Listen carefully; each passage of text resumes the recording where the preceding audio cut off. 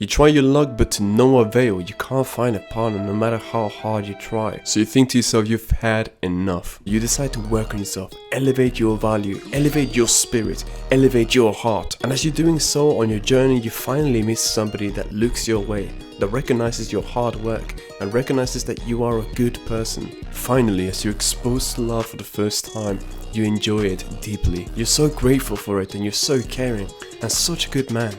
But for some reason, even though you're showing and giving all of this love, little by little you see how they run cold and how they give you less of it and less of it, and though you're still together, it feels like hell and eventually they leave. How can this be? Why did it happen? Why me? It is because you betrayed your partner and you betrayed yourself. I remember finding love for the first time and how it hit me like a wrecking ball. I was on task, working really hard, getting my English citizenship, studying and working to literally become a spy, working for the council of my city at the same time that I was still in education, getting permission to leave school early so that I could focus on the other work. And then I found a girl. At the beginning I didn't think much of it. It wasn't my first relationship or anything like that. I was just enjoying it. But as time went on, I saw something special in this girl, and for the first time in my life, I fell in love.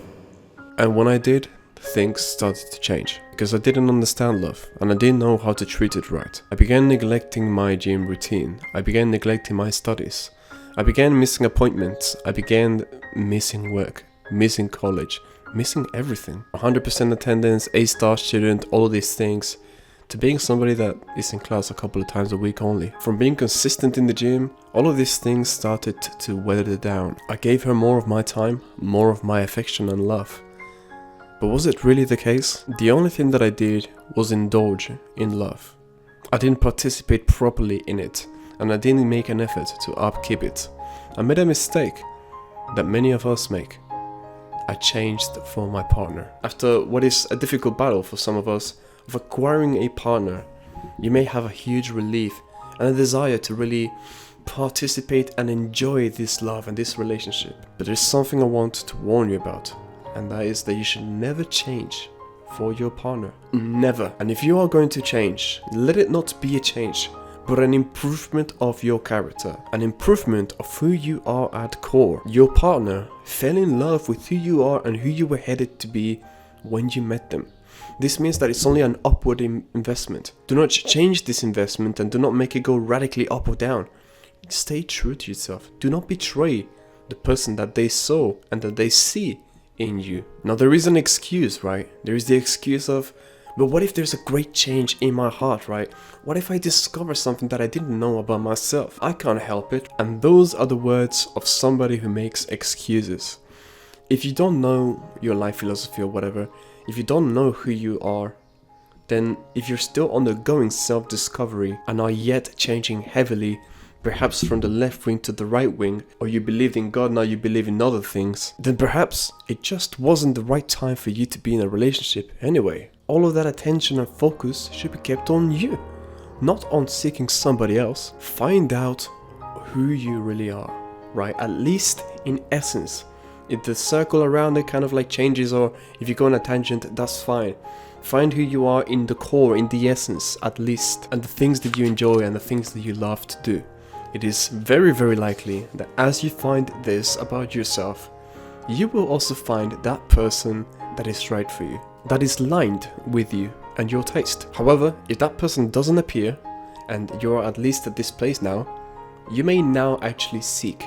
Now let me break down all the benefits that will come from doing this. You will find somebody in the space of your interest, be it martial arts, be it a reading club, be it whatever. And you will be doing the thing that you want to do. And this is great because of A, your love and mental stability are independent and will not be affected by her or anyone. And what this means, let me break it down real quick. You have a table that dictates your happiness. This table that dictates your happiness has legs. Right? People generally uphold it with relationship, family, your work life, right? And whatever. The problem with this is that these are all external and out of your control. You have no sovereignty of other people. We are not in a time of slaves and kingdoms. Replace those feeble and unstable legs you have no control over into things that are in your power to determine your mental well-being and happiness. Instead of family and relationships and friends and work life, you have your hobbies, playing the guitar, playing, I don't know, reading books, you can't see it, right? Doing this, learning languages, exploring, traveling. These are things in your control, in your ability. Now, what happens is you derive your joy from this. All the excess joy that you have, you can share with others, with your family, with your partners. But at least now you won't be dependent of them. You'll be dependent of yourself to make yourself happy. And you'll have excess love to give to the world. B. It will be somebody that aligns with the lifestyle that you love. Now, you shouldn't be the same person. That's not what I'm saying. But if you have similar interests, you will get along much better. I love martial arts, anime, music. Why would I get with somebody, for example, that absolutely hates all of these things, right? That doesn't like fighting, that doesn't like anime, thinks it's like corny or geeky, whatever, and that doesn't read, that just like watch Netflix. We have nothing in common. Why would I get with that person? But if they align with your lifestyle, not only would they enjoy the things you enjoy, they will also understand you better. They will understand your mindset. They'll be more in line with you and your opinions and your way of thinking. C. If you are doing the thing that you love and are already quite committed to it, you probably won't be under the stress of not knowing what to do next, and will be capable of being present in the relationship rather than craving to balance the relationship and your direction in life. Now that's a little bit heavy, so let me break it down. Essentially, a lot of us make the mistake of rushing into a relationship when we are not ready.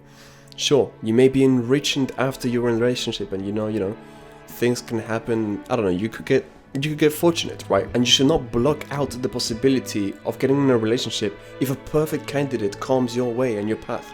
I'm sure if you are not yet in a financially stable position, the perfect person would understand. So don't be so close-minded, but be smart about it. If you enter a relationship before you have any stability and any kind of sense of direction, you will enter the relationship with a person who may be a good candidate for you, not the perfect one. But now with this person, you will be dividing your attention. You will be giving 50% to them, 50% to your work and whatever. What this means is that you will take double the time to actually achieve either things. What does this mean? It means that you will not be truly present in either of those things until you achieve it. You would have wasted time in the pursuit of your self-finding or your direction, and you would have been wasting time and love and emotions on this person because, let's say you're a guy and she's a girl, she will see in your eyes how you're not really there, you're not really present. Half of you is there, half of you is worried about tomorrow. Find out, stabilize yourself about the tomorrow, and then enter the relationship. It's a better choice than just rushing into one. And you can spare yourself of all of the stress. You don't have to rush into a relationship. Women or men, whatever you're into, are not going to run out in the world. All in all, there is a person out there that you can love more than anyone else in the world. And that person will wait for you if you were to do the things correctly. Because they will understand the things that you should now understand too. And this person out there in the world that's waiting for you, and it's not just one, by the way, there are plenty of people that are suitable for you. It is not about finding the perfect person, but it's about creating something great together.